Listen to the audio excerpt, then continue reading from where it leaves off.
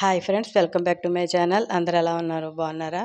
Hanuman Chalisa book చూసారా? ఎంతమంది ఇళ్లల్లో హనుమాన్ చాలీసా బుక్ ఉంది? ఎంతమంది పిల్లలు పెద్దలు చదువుతున్నారు ఈ బుక్ని? నేను 11 రోజులు హనుమాన్ చాలీసా దీక్ష నేను చేశాను. అది వీడియో అయితే తీయలేదు, కానీ ప్రతిదీ వీడియో తీయడానికి అవ్వలేదు నాకు. 11 రోజులు అంటే ఎలా చేయాలంటే బ్రహ్మ ముహూర్తాన్ని లెగవాలి. ఖచ్చితంగా 3:30కి లెగవాలి. పొద్దున్నేని 3:30కి లేచి మనం తలస్నానం చేయాలి. కంపల్సరీ స్టార్టింగ్ రోజున తలస్నానం చేయాలి. చేసి మనం ఒక పీఠం ఏర్పరచుకొని హనుమంతుడి ఫోటో నేతితో దీపం వెలిగించాలి. అగరత్తులు, హారతి, దేవుడికి కావాల్సిన ప్రసాదం అరటిపళ్ళు కానీ కొబ్బరికాయ కానీ ఏదైనా ఇచ్చి మనం దీక్షగా కూర్చొని అక్కడ హనుమాన్ చాలీసా బుక్ 11 సార్లు మనం చదవాలి. కష్టమేమి ఉండదు. ఫస్ట్లో కొద్దిగా ఇబ్బంది అయినా సరే తర్వాత ఈజీగా మనం చదవచ్చు. అది 11 రోజులు ప్రతిరోజు ఉదయాన్నే లేచి స్నానం చేసి 11 సార్లు చదివితే మనం ఏదైతే అనుకుంటామో ఆ కోరిక ఖచ్చితంగా నెరవేరుతుంది. ఎందుకంటే వెంటనే నెరవేరిపోతుందని నేనైతే చెప్పను, కానీ కొద్దిగా టైం పడుతుంది. ఏదైనా ఒక చెట్టు వేసిన వెంటనే ఫలం వెంటనే రాదు కదా. దాన్ని పెరిగి పెద్ద చెయ్యాలి. కాబట్టి మనలో ఉన్న పాపాలు కల్మషాలన్నీ దేవుడు పోగొట్టి మనకి ఏది ఇవ్వాలో అదే ఇస్తాడని నేనైతే అనుకుంటున్నాను ఫ్రెండ్స్. సూర్యోదయం అవ్వకుండానే ఈ పూజ మనకు అయిపోవాలి.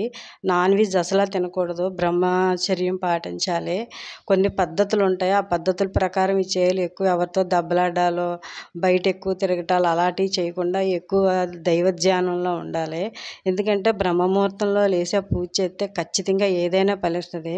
నేను చర్చికి వెళ్ళేదాన్ని కాబట్టి చెప్తున్నాను. వాళ్ళు ఉదయాన్నే లేచి ప్రార్థన చేయకుండా బైబిల్ చదవకుండా అస్సలు బయటకు వెళ్ళరు. మనలో ఎంతమంది తెలుసున్నా సరే చెయ్యరు.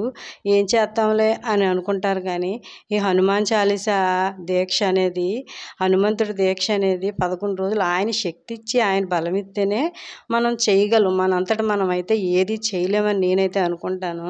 మీరు ఎవరైనా చేయాలనుకుంటే చేయండి. ఇంట్లో సమస్యలున్నా, మానసిక వేదనలున్నా, మనోబలం కావాలన్నా ఖచ్చితంగా హనుమాన్ చాలీసా బుక్ అయితే మనం చదవాలి. రోజుకి ఒక్కసారైనా మీరు చదవండి. మీ పిల్లల చేత చదివించండి. ఎందుకంటే పెద్ద కష్టమేమి ఉండదు. మనం చదివితే ఆటోమేటిక్గా మన పిల్లలకు మనం చెప్పగలం. హనుమంతుడు ధైర్యాన్ని ఇస్తాడు. ఎందుకంటే నాకు మానసికమైన ధైర్యాన్ని ఇచ్చింది ఆయనే. నేనున్న కొన్ని సిచ్యువేషన్లు దాటుకొని ఈరోజు ఇలా నిలబడ్డామంటే ఈ హనుమాన్ చాలీసా వ్రతం నేను చేశాను, బుక్ చదివాను. ఇప్పటికీ నేను చదువుతూ ఉంటాను. అందుకే మీకు చెప్తున్నాను. వీలైన వాళ్ళు ప్రతి ఒక్కళ్ళు లెగండి. ఉదయాన్నే లేచి బ్రహ్మముహూర్తాన్ని ఆరోగ్యం సహకరించే వాళ్ళు అందరూ చేయండి. ఎందుకంటే సూర్యుడు ఉదయం ఉంచకుండా పూజ పూర్తయిపోవాలి. ఎందుకంటే ఉదయాన్నే అంతా చాలా ప్లెజెంట్గా ఉంటుంది. కాబట్టి మనకు మనోధైర్యం కావాలంటే దైవ బలం ఖచ్చితంగా ఉండాలి. నేను ఈ పంచముఖ ఆంజనేయ స్వామి గుడిలోని 108 ప్రదక్షిణలు చేస్తానని అనుకున్నాను.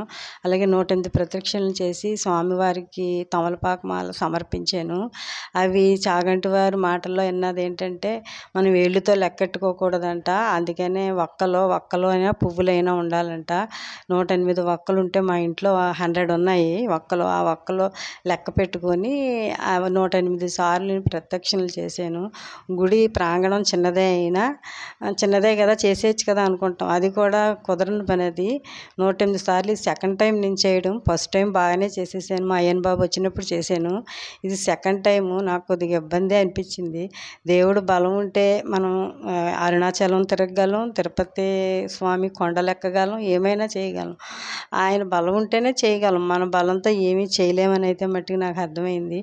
మీలో ఎవరైనా ఏదైనా సమస్యలున్నా, ఇరుకులున్నా, ఇబ్బందులున్నా ఆంజనేయ స్వామి వ్రతం పాటించండి. ఖచ్చితంగా మీకు మనోబలము, ధైర్యము, నిబ్బరము ఉంటుంది. మా భీమవరంలో పంచముఖ ఆంజనేయ స్వామి గుడిది. ఇక్కడికే వెళ్ళి తమలపాకు మాల సమర్పించి దండం పెట్టుకొని వచ్చాము. ఆ రోజు అయితే చాలా నిష్టగా నాన్ వెజ్ తినకుండా ఎక్కువ హనుమాన్ చాలీసా చదువుకుంటూ దైవారాధనలోనే ఉన్నాను నేను. ఎవరైనా చేయాలనుకుంటే చేయండి. మన ఛానల్లో ఇలాంటి అనేకమైన విషయాలు నాకు తెలిసినవి మీకు చెప్తాను. Thank you for watching.